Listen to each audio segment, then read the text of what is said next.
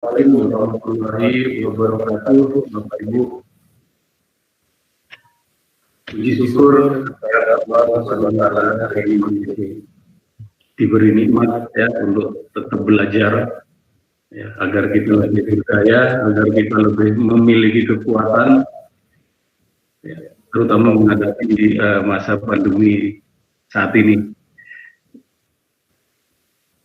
Kami mengucapkan banyak terima kasih kepada Dinas Koperasi dan UKM Provinsi Jawa Timur beserta jajarannya atas segala fasilitas yang diberikan, juga kepada Kasir Struktur Usaha Ibu Yani atas kepercayaannya, serta Bapak Ibu yang sampai saat ini ya, saya lihat masih ada beberapa yang memang setia belajar model Canvas ini.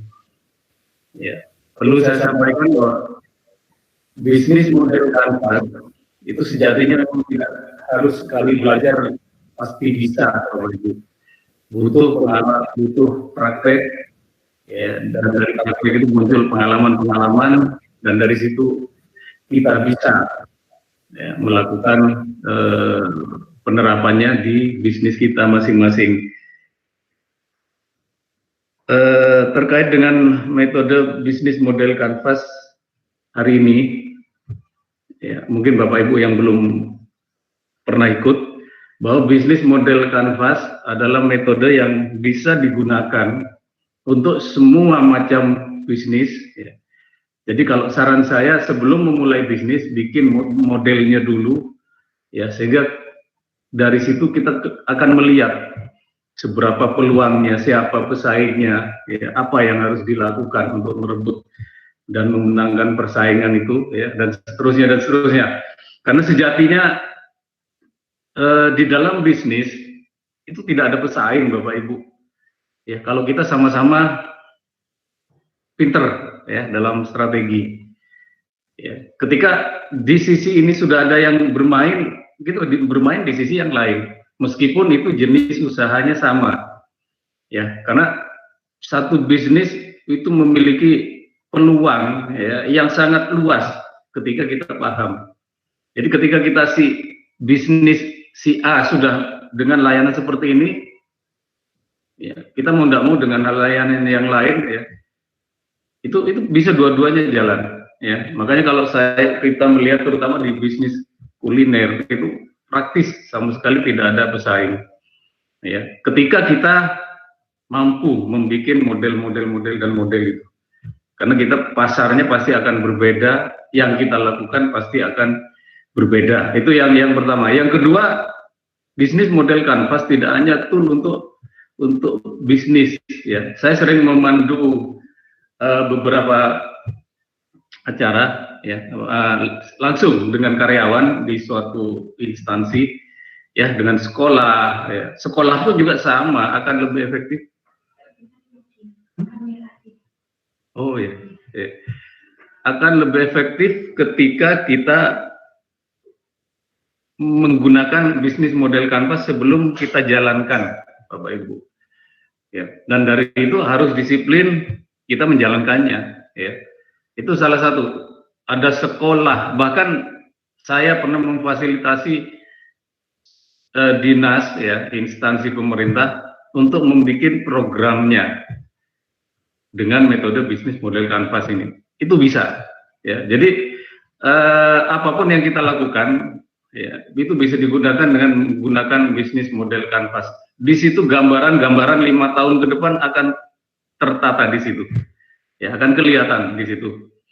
Itu sebagai pengantar Bapak Ibu untuk materi bisnis hari ini ya. Dan nanti untuk model ya, untuk contoh saya lebih suka nge-share ya pengalaman saya ketika mengembangkan salah satu bisnis saya, yaitu warung Roma Serpang ya. Meskipun bisnis itu baru tapi cukup menggeliat dengan cepat dengan bisnis model yang tepat ya. Jadi dengan bisnis model yang cepat baru 2 tahun, tapi sudah mampu bersaing, mampu berhadapan dengan bisnis-bisnis yang lain yang bahkan lebih dulu. Itu salah satu bisnis model kedahsyatan, ya, salah satu manfaat dari bisnis model kita. Ya. Baik, saya share Ibu, Bapak Ibu, ya, terkait dengan materi hari ini.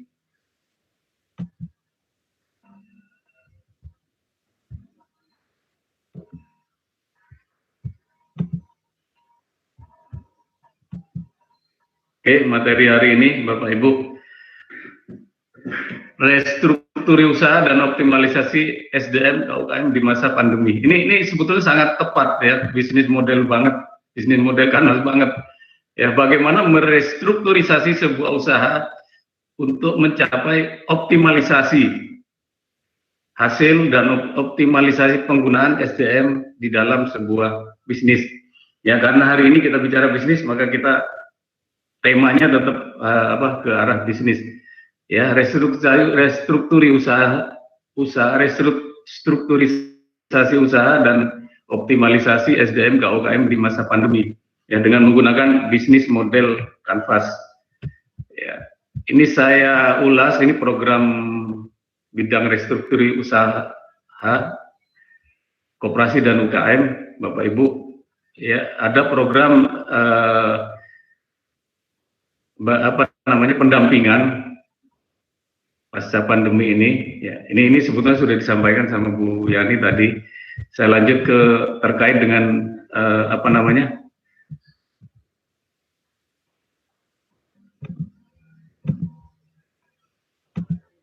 ya, saya terkait dengan langsung bagaimana sih peran manusia, ya, di dalam sebuah bisnis. Bapak Ibu, tidak ada bisnis yang bisa berjalan tanpa manusia. Ya, bahkan dalam kebanyakan kasus diperlukan beberapa orang untuk menjalankan bisnis Anda. Ya, bisnis Anda. Jadi tidak ada bisnis yang berjalan tanpa manusia. Semodern apapun tetap membutuhkan manusia. Ya, meskipun peralatan sudah canggih, sudah tetap membutuhkan manusia.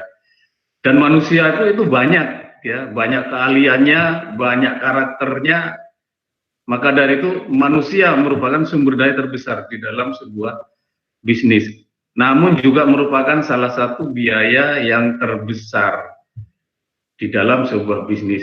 Maka dari itu sumber daya manusia itu haruslah dikelola dengan tepat.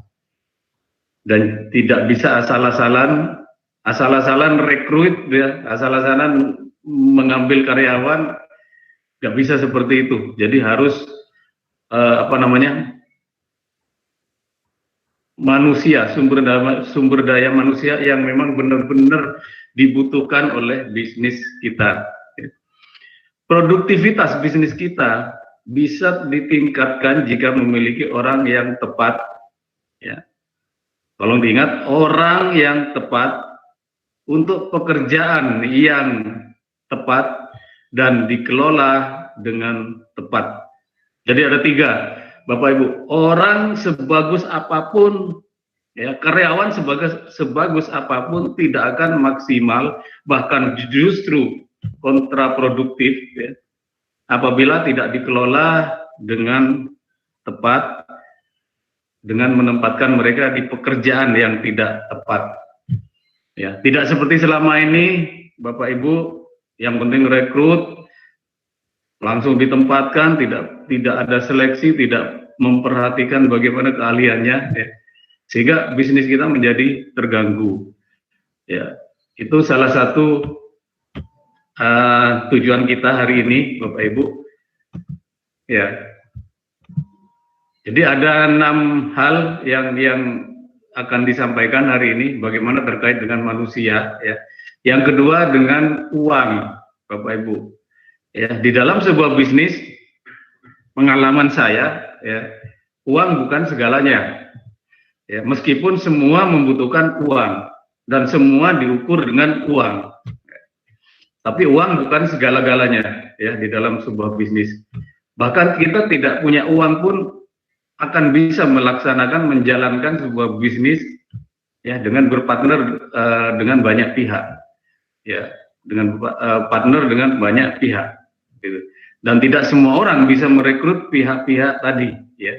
Itu suatu kelebihan ketika kita bisa menarik investor untuk masuk ke dalam bisnis kita, ya. Dan uang perlu diatur, ya, agar bisnis dapat berjalan dengan baik.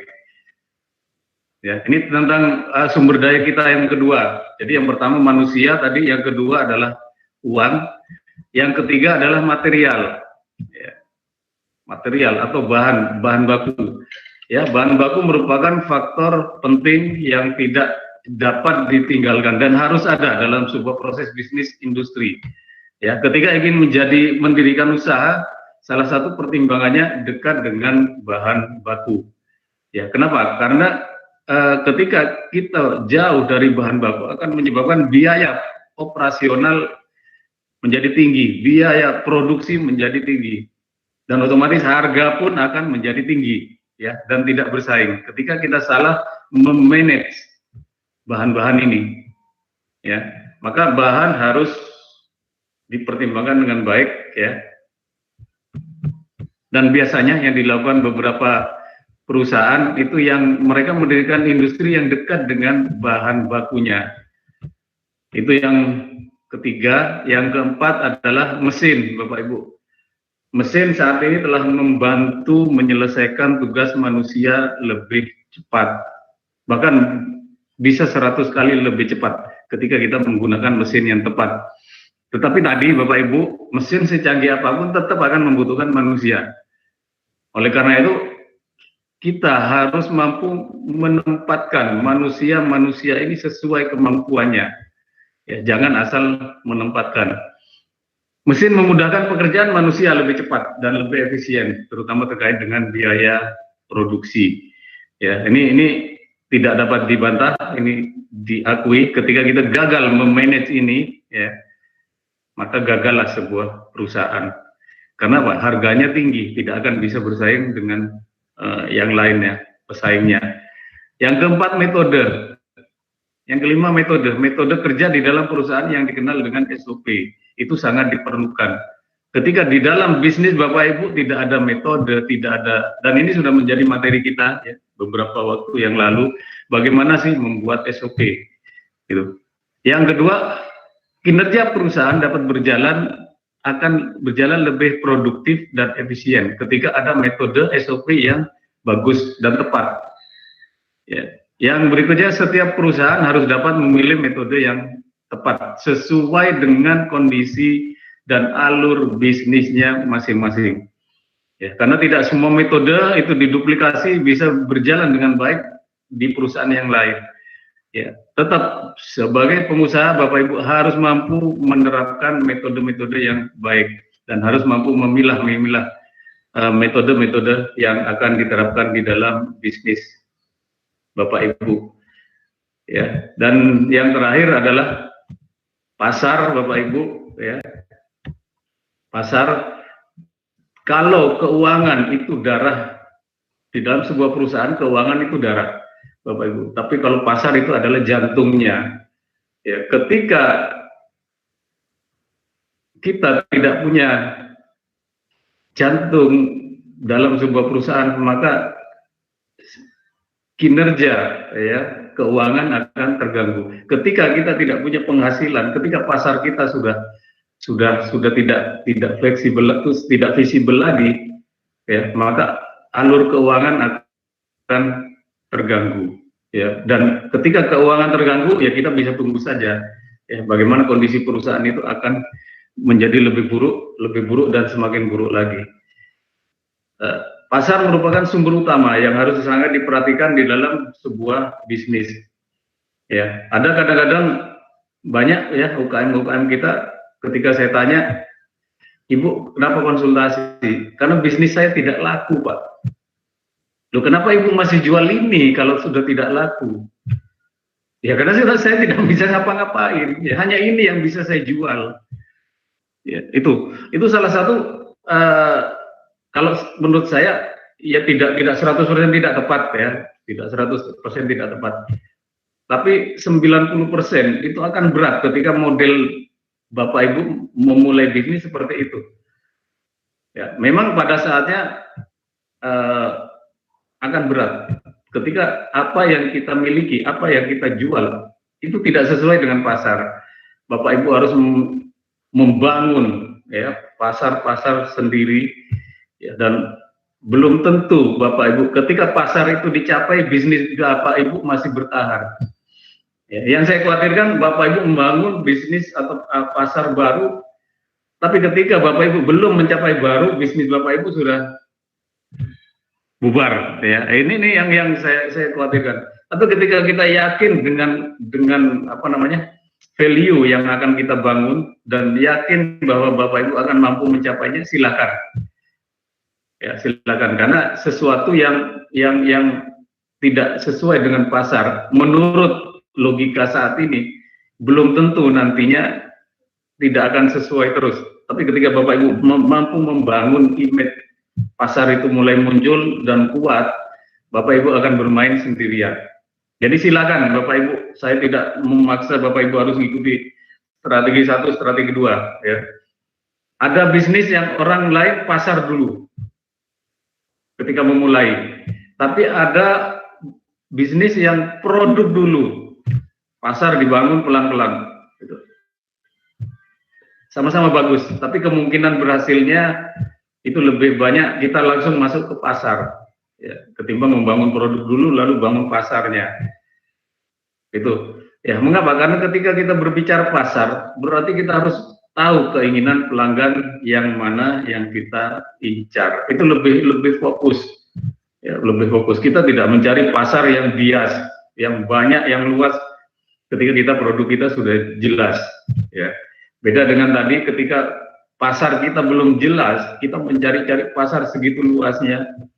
Ya, bisa jadi sebelum kita menemukan pasar itu bisnis kita sudah bubar duluan. Karena kita tidak sanggup menahan kerugian-kerugian dan kerugian yang dihadapi oleh bisnis kita. Itu Bapak Ibu. Dan ketika kita kira-kira metode apa yang bisa mencapai memadukan keenam sumber daya ini, Bapak Ibu. Karena sumber daya ini memang benar sih, ketika kita berbisnis harus ada apa namanya, manusianya, harus ada karyawan, harus ada sumber daya manusia. Ya, ketika kita yang kedua harus ada uangnya, yang ketiga harus ada materialnya, yang keempat harus ada mesinnya, yang kelima metodenya, yang keenam adalah pasarnya. Ya, saya kira di mana-mana pasti akan seperti ini ceritanya. Tapi bagaimana meramu Bapak Ibu, meramu ya. Ibarat sebuah musik, ada banyak nada. Bagaimana kita mampu menghasilkan nada yang enak, yang indah, ya, yang apik didengar. Ini yang penting. Ya, inilah perbedaan antara pengusaha yang satu dengan pengusaha yang lainnya. Ya, kalau sumber dayanya gampang, ada uang, ada ini, gampang Bapak Ibu. Tapi bagaimana meramu ini, ya, 6 sumber daya ini menjadi sumber daya yang sangat ideal, ya, sangat ideal, sehingga modal juga tidak terlalu besar, manusia juga tidak terlalu banyak sehingga tidak efisien, bahan baku juga bagaimana dikelola dengan baik sehingga benar-benar maksimal dan semuanya menjadi sebuah kinerja yang maksimal, Bapak. Ini yang sulit. Ya, kalau hanya untuk memenuhi usaha ada 6 unsur itu gampang, Bapak. Tapi bagaimana meramu ini menjadi sebuah nada sehingga terdengar nada-nada yang baik, ya. Ini yang paling sulit. Nah, kalau menurut saya sampai saat ini saya sering menggunakan ke-6 nada ini untuk mengukur volumenya, ya, dengan menggunakan bisnis model kanvas, Bapak Ibu. Ya, kita masuk ke materi pertama, itu pengantar saja ya terkait dengan materi hari ini, pengantar saja. Kita masuk ke apa sih sebetulnya bisnis model kanvas, ya. Bisnis model kanvas ini pertama kali dikembangkan oleh Alexander, Bapak Ibu, yang sampai saat ini masih tetap menjadi strategi strategi idaman, ya, masih dipakai di perusahaan-perusahaan besar dengan model-model seperti ini. Meskipun memang saran saya jangan hanya menggunakan strategi ini. Strategi ini hanya untuk mengukur pasar saja, ya, tapi tidak untuk bagaimana bermain di pasar yang lebih khusus, yang spesifik. Ya, itu ada di materi namanya Blue Ocean Strategi. Ya, jadi kalau ini bukan akhir dari segala strategi, Bapak Ibu. Tapi bagaimana memulai sebuah strategi sebaiknya dimulai dari mengapa dengan bisnis model kanvas. Tapi masih banyak strategi-strategi yang lain. Jangan berhenti sampai di sini. Tapi sebagai awal kita melihatnya tidak apa-apa dari sini, ya. Jadi apa sih bisnis model kanvas? Proses bagaimana perusahaan menciptakan sebuah value. Value itu apa yang kita jual, apa yang kita berikan kepada konsumen, dan mendapatkan keuntungan dari value yang diciptakan. Ya, jangan sampai kita membuat value tapi tidak laku, ya, tidak menghasilkan sesuatu untuk perusahaan. Ini yang sering terjadi, ya. Karena apa? Kita membuat value itu asal-asalan, ya, tidak menyiapkan, tidak mempertimbangkan value ini untuk siapa, ya, value ini untuk siapa. Ya, berkali-kali saya contohkan, Bapak Ibu, ada beberapa pondok, ya, ada salah satu pondok yang mereka mendapatkan bantuan mesin untuk membuat tahu sutra. Mungkin Bapak Ibu kenal, ini pemerintah Jawa Timur mengembangkan ini. Ya, ada salah satu pondok mendapatkan bantuan. Ya, perlu diketahui karakter tahu sutra itu enak dibanding tahu biasa. Bahan bakunya juga beda, ya, dan harganya lebih mahal. Ya, harganya lebih mahal. Ini karakter tahu sutra, ya, enak, harganya lebih mahal dengan tahu-tahu biasa. Ya, ada suatu pondok ketika dapat bantuan langsung produksi, langsung menjual di sekitarnya. Tanpa mengukur pasar, tanpa mengukur kemampuan, dia langsung jual di sekitar pondoknya. Ya, bisa dibayangkan, Bapak Ibu, harga tahunya lebih mahal dari harga tahu biasa. Ya, dan ketika dijual ternyata tidak laku. Ya, masyarakat di sekitar pondok memilih tahu yang biasa, yang lebih murah. Ya, yang lebih murah. Ya, hanya Pak Kiainya datang ke saya.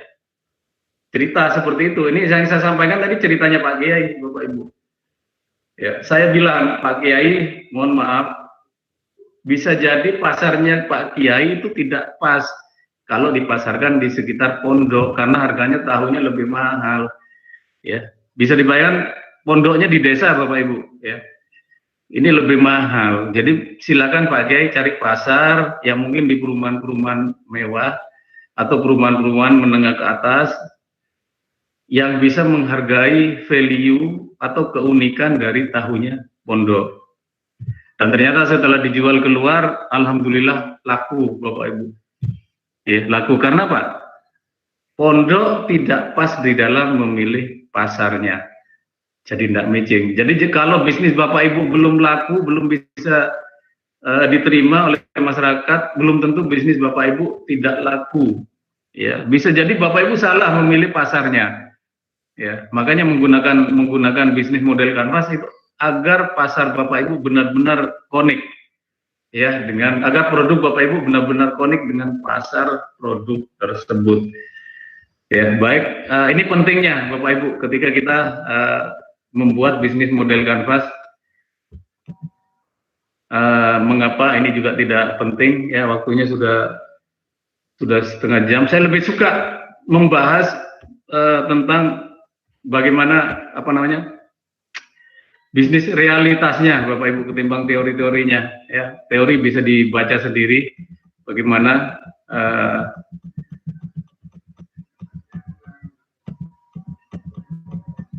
oke, ini Bapak Ibu, ini salah satu studi kasus, ya, karena waktunya mepet. Studi kasus. Jadi sebelum saya mendirikan sebuah resto, ini kebetulan pengalaman resto saya.